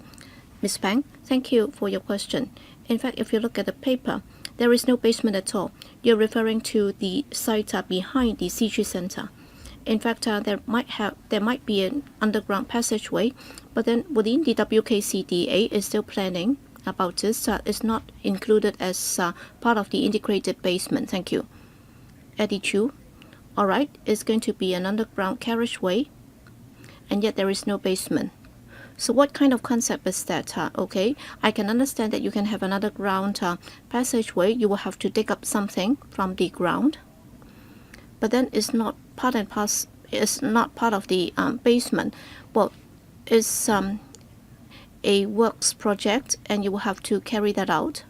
So in the first round, I asked about the reprovisioning of the fire station. When will it move, and when are you going to build the superstructure, and how much would it cost? All right, the superstructure can be sold and you can generate revenue. But then for the underground, you have to connect it with the passageway, and how much would it cost, and when can it be completed? Because you will have to connect it to the Zone 2A passageway, right? Ms. Pang, thank you, Mr. Chu, for your question. As I explained, for the integrated basement, we're going to complete it in Zone 2, and that would be the whole thing that we're going to do. And then there are other works to support the WKCD. For example, under 754CL, we're going to have this Artist Square footbridge, and earlier on, we already got funding for the carriageway at grade. So if it's to be connected to this part of the road, that would also be treated as part of the PIW in order to support the WKCD. You will have to do it expeditiously, or else Zone 2A cannot be connected to Canton Road. You will have to do it very expeditiously, right? Ms. Pang, thank you for your follow-up question. In fact, in our design, well, given the current underground passageway, well, from Archeong Road to Austin Road West, it can go up again, and the current design has not yet come out to Canton Road, and if we're able to reprovision the fire station, and upon the completion of that, we'll see how it can be connected to Canton Road. Thank you. All right. We still have some members who would like to ask questions. Can we extend our meeting by 15 minutes so that more time can be spent on questioning? Okay, Jeremy Tam, 3 minutes, second round. Thank you, Chairman. The first thing that I'd like to ask, well, is on the fire station in Annex 1. Apparently, within the building, there is no car park. And for the parking spaces, they'd be in the open space, right? How many, and if yes, then how many parking spaces will there be? It's about the car park. Yes, Ms. Ho from the ASD. Yes, that's correct, Chairman. Well, the parking spaces, well, there will be 18, and they will be in the outdoor area, and one will be barrier-free parking space. Thank you. I'd like to know, how come there are only outdoor uncovered parking spaces, and 18 would be relatively few, given the size of the building? Is it because there is a dangerous goods store there, and that's why you cannot build, you cannot have a car park underground? Why is it that you don't have a car park within that building? Deputy Director. Thank you, Chairman. In fact, for that particular building, we have already maximized the plot ratio given by the planning department, and there is also height restriction, and also the FSD has also got a location for its fire engines, and given the fact that they have climbing ladder and so on, and the headroom would have to be taller. That's why it has already taken up a substantial part of the space. And what about the outdoor parking area? Will there be charger for electric cars? Okay, what about electric vehicles? Are there charging facilities? Ms. Ho? Yes, indeed, there are chargers. As to the number, there are 4. So they are medium chargers. Thank you.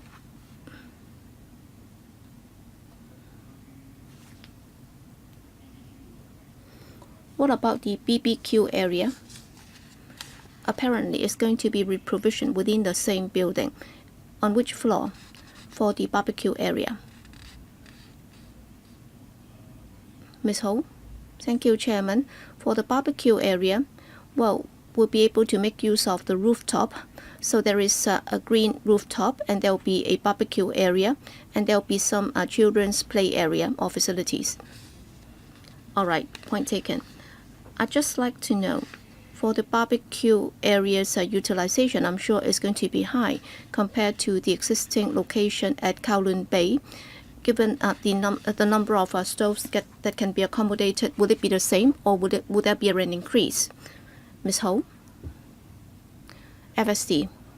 Well, let me answer the question as a user. Well, overall speaking, for the fire services club, including the barbecue area, the area would be more or less the same. Thank you. Next, Fernando Jiang, 4 minutes, first round. Thank you, Chairman. I'm mainly interested in the fire station's relocation. I noticed that given the project of the WKCD, part of the Tsim Tsui fire station will have to be reprovisioned to Towa Road. And what's most important is that I'm concerned about the reprovisioning. Will it affect the FSD's ability to respond within 5 or 6 minutes to the catchment area? Because some of the facilities will have to be demolished and relocated. Will it affect your effectiveness in providing services? And what about the efficiency? Would it be affected? And also on the facilities on Towa Road after the reprovisioning. When vehicles have to go up from that side, by the time when it reaches the other side of Tsim Tsui, what if there is congestion? Will it undermine your ability to respond promptly to calls? The most important thing for the FSD to answer is that after the demolition of some of your facilities, including the dangerous goods store and also certain ancillary facilities, what are they? Well, I would assume that by putting them together, there must be a reason. So after the demolition and reprovisioning, what will be the impact? Mr. Tsang? Thank you, Chairman. First, I'd like to clarify that for the relocation of certain facilities, they are just support facilities for our operations. For example, at the existing Canton Road fire station, the fire engines repair and maintenance facilities will be relocated. But then for the existing Canton Road fire station, for the frontline services, they will be kept. So in terms of our operational efficiency and also the protection of the catchment area, that will not be affected by this reprovisioning exercise. Well, in the second part of my question, well, by putting them together, definitely there must have been a reason. So after the segregation of these facilities, what would be the negative impact on you? Mr. Tsang, thank you for your follow-up question.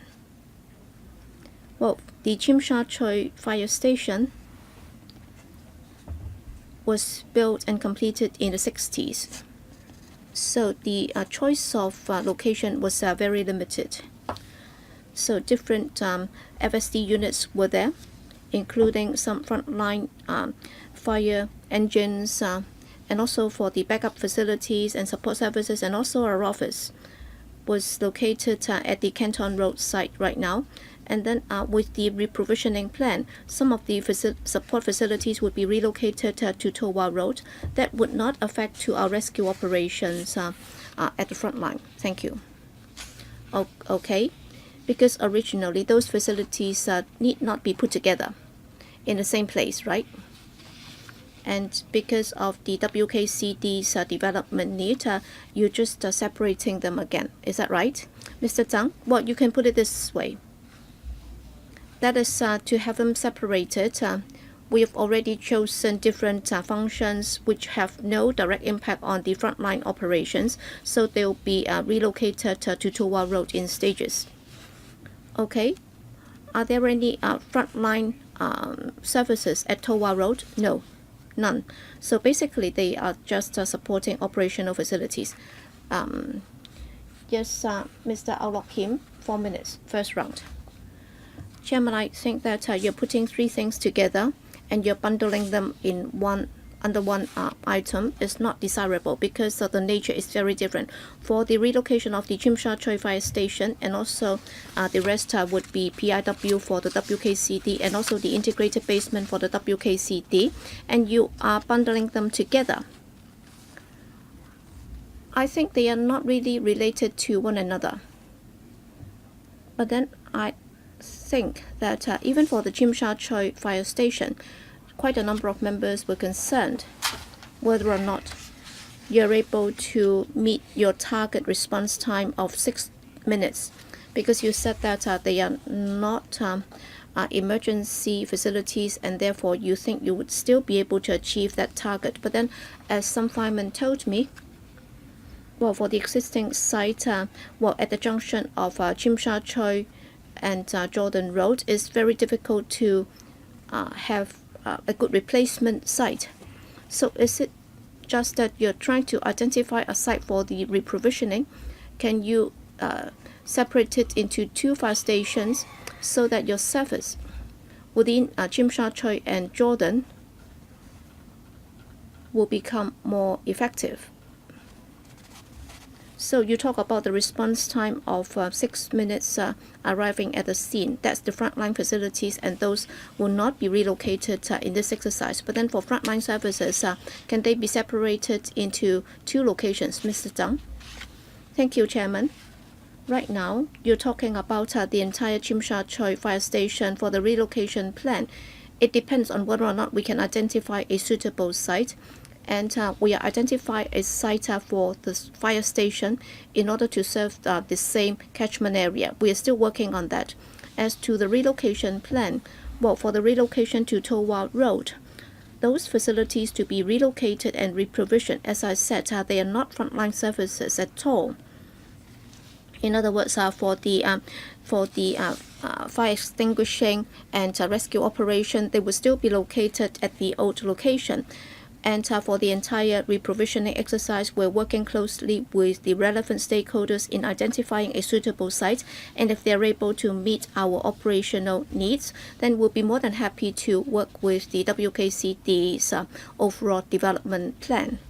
Well, my comment, have you considered this? For example, can you separate it into two separate fire stations? Then in terms of identifying the reprovisioning site, would it be easier? Mr. Zhang, I think what he meant was that, I think the honorable member was suggesting that you can have two fire stations instead of one, because we do have this target response time. Well, if there is an emergency call in case of the outbreak of a fire, we will have to arrive at the scene within 6 minutes. So even if we are going to separate ourselves into different teams at different locations, we will still have to make sure that we can meet the target response time. So that's the performance pledge. And therefore in Tsui and also in the relevant district, will we be able to identify sites to meet that target? Okay, I'd like to ask one more question. After the relocation, okay, for the catchment area of the original Tsui Fire Station, will there be any change? Will you have to take up any other extension of the catchment area in Tsui? Will there be any extension? Well, you're concerned that some of the facilities will be relocated to Towa Road. My simple answer is that there will be no impact whatsoever on our frontline services. There is no need for any replanning. Thank you, Chairman. I want to follow up on 754CL, the West Kowloon pedestrian bridge. Paragraph 12 says that the latest design will include some enhancement measures to align with the future activities to create a artistic atmosphere, and will also attract the public. So the government Can you elaborate?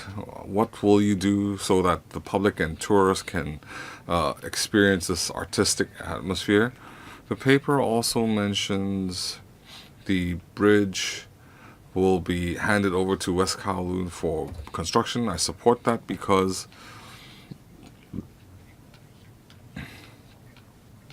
the bridge and the artistic area, they need to coordinate the construction.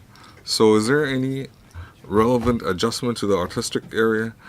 And when the bridge is constructed, who will be responsible for managing the bridge? Secretary, how can the bridge coordinate with West Kowloon artistic expression? I'll defer to Mr. Stowe.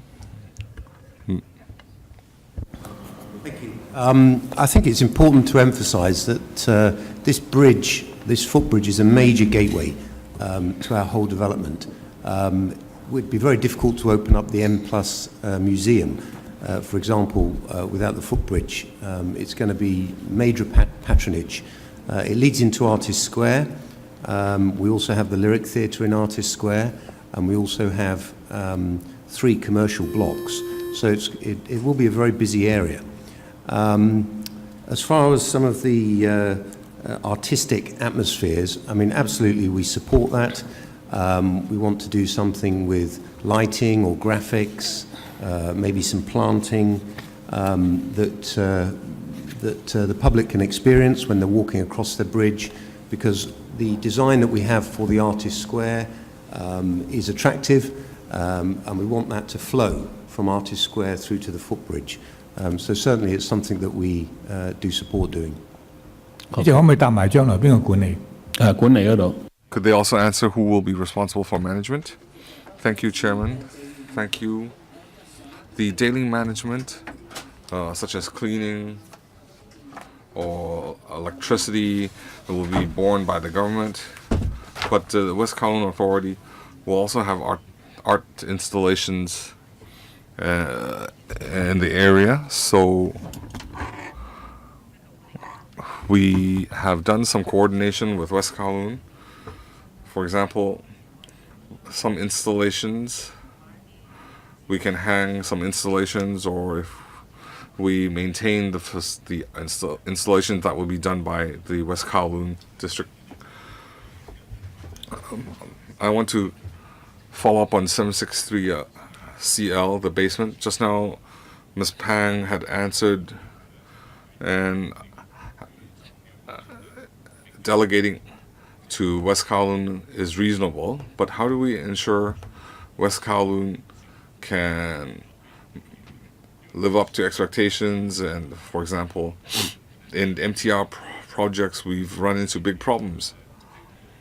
And the 17.4 billion project, Ms. Pang had said, based on the superstructure diagrams, they have done assessment, but I don't think West Kowloon have done the superstructure design works. They don't we don't even have a contractor up here. So how do we assess the 17.4 billion is reasonable? The authority and the construction works they propose, is it reasonable? Do we have any safety factors in place? Ms. Pang? Thank you for the question. The basement are aligned with the West Kowloon facilities. We have some elevator shafts. We have some template designs that we agreed with the West Kowloon Authority, where they will install elevators and so on. Based on that design, then we use that as a blueprint. No, I'm talking about the load bearing, though. How do you assess that? You don't have a superstructure. How do you know the foundation is sufficient? How do you assess that? Thank you. Our basic usage, we know roughly different buildings are built for what purpose, so we have set aside some flexibility for the load bearing. Mr. Alvin Young.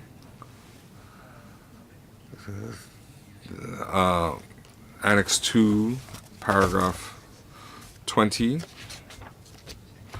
it expects that the expenditure is 3 million. So after the bridge is built, then why the recurrent expenditure will be 3 million? So the government cannot provide persuasive reasoning.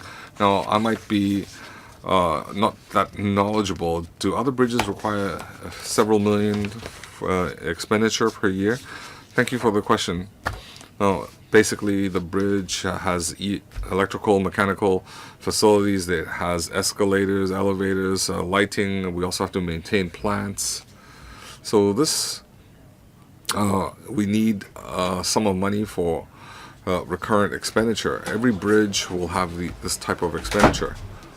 But 3 million, Chairman, over 12 months, that's 250,000 per month. So we have a brand new elevator, we have plants. Well, at the most you only have some cleaning staff, and it needs $250,000 per month. I'm not knowledgeable. Could you give us a breakdown why a short bridge would require $250,000 maintenance per month? Well, essentially, the elevator, the lifts, they need daily maintenance, inspection to ensure it's safe. So we have to spend money there. We have 2 elevators, 2 lifts. It would cost $940,000, and the elevators require $460,000. Lighting is another $600,000. We also need to examine the structure of the bridge. We have to do cleaning work, and they'll also need to clean windows. So we've set aside $900,000. There's also plant maintenance. Chairman, $900,000 to clean windows and $600,000 for lighting? I'm sorry. Now this is surprising. Could you give us more details? How did you arrive at these figures? Thank you, Chairman.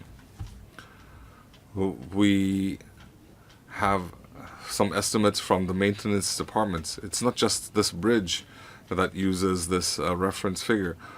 They need personnel to check parts, and even the bridge structure needs examination. We also need cleaning work.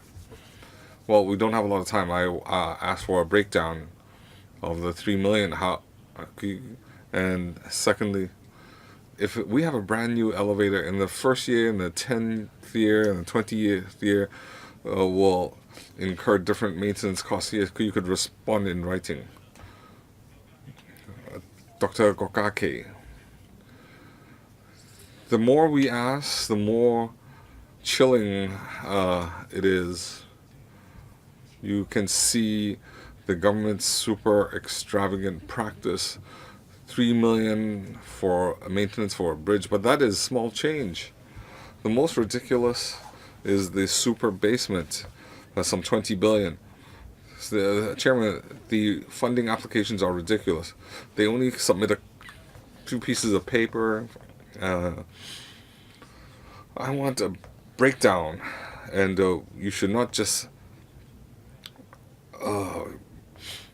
give us a couple of pages. They need to give us the GFA. They have to give us the length of the road. They have a mezzanine and other basement area. They should give us those figures and how they're going to use it. Why is it important? Because this might be a Guinness record. This might be the most expensive basement per square foot. Another chilling aspect, we know West Kowloon Authority is not trustworthy. Put it bluntly, it's a fiefdom, and you want to we have to give them 341 million for management fees. And what kind of management are they providing? So whether it's the government or West Kowloon, from the first funding installment up till now, it's been a series of lies. How do you spend the money? How have you spent the money? Could you provide some information? Secretary? Thank you, Chairman. Regarding what Dr. Kwok has said, I want to state that the integrated basement is an infrastructure. It serves the whole West Kowloon accessibility, and Mr. Kwok, Dr. Kwok has asked for GFA information we're willing to provide. What about the last 300 million? How could you give us some more details? Well, I want to say that the 3%, the work is delegated by management contract. So we will examine how they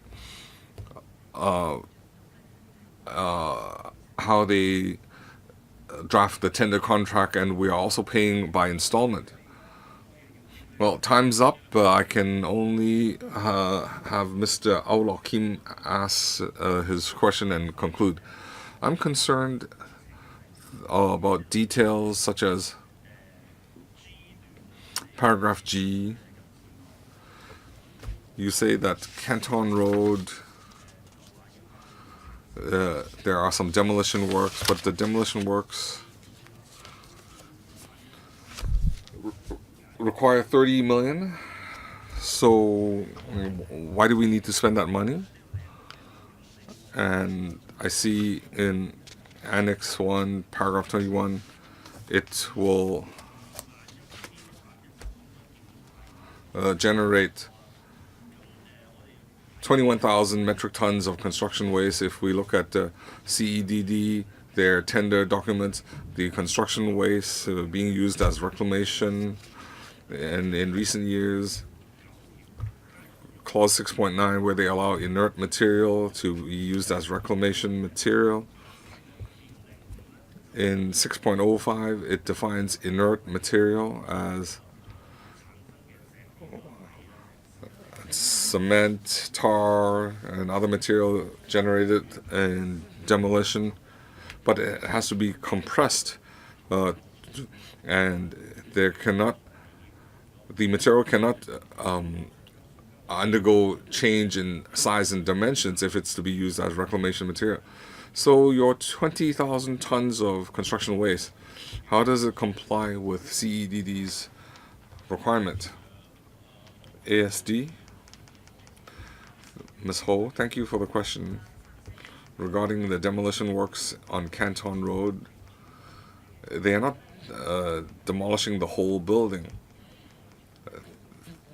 Some of the facade would be removed. So aside from demolition costs, there are also renovation. There's also renovation, and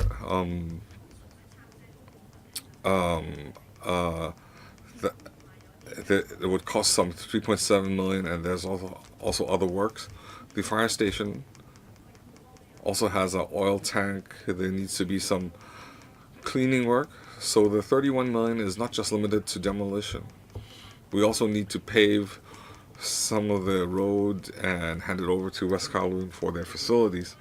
Now, regarding the waste material, the inert material, some 24% will be reused at the construction site, and 60% will be sent to the public waste disposal collection center. There's also some remaining inert material that's sent to the landfill. That's 15%. Well, time's almost up. So our next meeting date is on 14th of May, next Tuesday, 2:30 in the afternoon. So we set aside 4 hours extra meeting. So please attend punctually. Meeting adjourned.